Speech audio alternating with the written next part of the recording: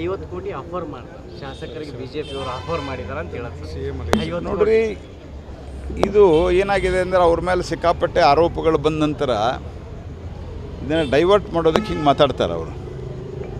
ಯಾರಿಗೆ ಮಾಡಿದ್ದಾರೆ ಬೇಕಲ್ಲ, ಯಾರು ಮಾಡಿದ್ದಾರೆ ಅದು ಬೇಕಲ್ಲ. ಹೇಳಲ್ಲ, ಒಬ್ಬರಾದರೂ ಬಂದು, ಒಬ್ಬರ ಶಾಸಕರಾದರೂ ಬಂದು ನನಗೆ ಇಂಥ ಬಿ ಜೆ ಪಿ ಲೀಡರ್ಸು ಅಥವಾ ಇಂಥವ್ರ ಮಧ್ಯವರ್ತಿಗಳು ಬಂದು ನನಗೆ 50 ಕೋಟಿ ರೂಪಾಯಿ ಏನಿದೆ ಹುಚ್ಚು ಥರ ಮಾತಾಡೋದ್ರಿಂದ ಇಡೀ ಪ್ರಜಾಪ್ರಭುತ್ವ ವ್ಯವಸ್ಥೆ ಮೇಲೆ ಇದು ಪ್ರಭಾವ ಬೀರ್ತದೆ.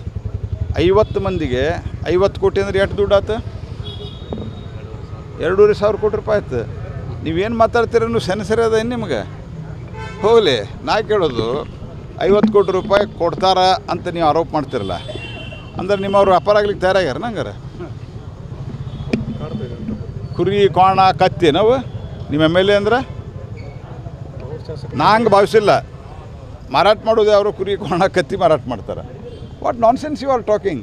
ಸ್ವಲ್ಪ ಜವಾಬ್ದಾರಿಯಿಂದ ಮಾತಾಡೋಕೆ. ಮುಖ್ಯಮಂತ್ರಿಗಳಾದವರು ಅವ್ರು ಹೇಳಿದ ಕೂಡಲೇ ಇವರೆಲ್ಲ ಹಿಂದಿಂದ ಎಲ್ಲರೂ ಶುರು ಮಾಡ್ತಾರೆ, ಹೌದು ಹೌದು ಅಂತ. ಯಾರು ಒಬ್ಬ ಎಮ್ ಎಲ್ ಎ ಮುಂದೆ ಬಂದು ಹೇಳಿದ್ದು ನನಗೆ ಇಂಥವು ಕೊಡೋಕೆ ಬಂದಿದ್ನಪ್ಪ ಅಂತ. Utter nonsense.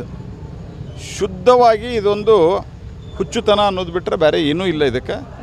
ಈ ರೀತಿ ಸಾರ್ವಜನಿಕ ಬದುಕನ್ನು ಕುಲುಷಿತಗೊಳಿಸುವಂಥ ಕೆಲಸವನ್ನು ಮುಖ್ಯಮಂತ್ರಿ ಆದಂಥವ್ರು ಮಾಡಬಾರ್ದು. ಸರಿ, ವಕ್ಫ್ ವಿಚಾರವಾಗಿ ಹೋರಾಟ ಟೀಮ್ ರಚನೆ ಆಗಿದೆ ಸರ್ ಬಿಜೆಪಿ. ಒಂದು ಕಡೆ ಯತ್ನಾಳ್ ಟೀಮು, ಮತ್ತೊಂದು ಕಡೆ 3 ತಂಡ. ಏನು ಭಿನ್ನಾಭಿಪ್ರಾಯ ಇದೆ ಅಂತ ಬಿಜೆಪಿ? ಅಲ್ಲ, ಈಗ ನಮ್ಮ ರಾಜ್ಯ ಅಧ್ಯಕ್ಷರು ಮಾಡಿದಂಥ ಟೀಮ್ದಲ್ಲಿ ಅವರಿದ್ದಾರೆ. ಎಲ್ಲರೂ ಕೂಡಿ ಹೋರಾಟ ಮಾಡೋದು ಒಳ್ಳೆಯದು.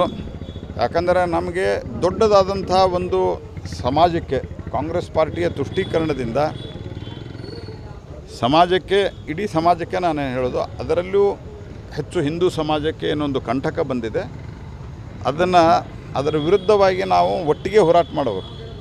ಅದಕ್ಕಾಗಿ ನಾನು ಎಲ್ಲರಲ್ಲೂ ಅಪೀಲ್ ಮಾಡ್ತೇನೆ, ಒಂದು ಸರ್ತಿ ಒಟ್ಟಿಗೆ ಕೂತು ಹೇಗೆ ಈ ಹೋರಾಟವನ್ನು ರೂಪಿಸ್ಬೇಕಂತ ತೀರ್ಮಾನ ಮಾಡಬೇಕು ಹೊರತಾಗಿ ನಾವು ಬೇರೆ ಬೇರೆ ಇಲ್ಲಿ ಮಾಡಬಾರ್ದು ಅಂತ ನಂದು ವಿನಂತಿ ಅದು.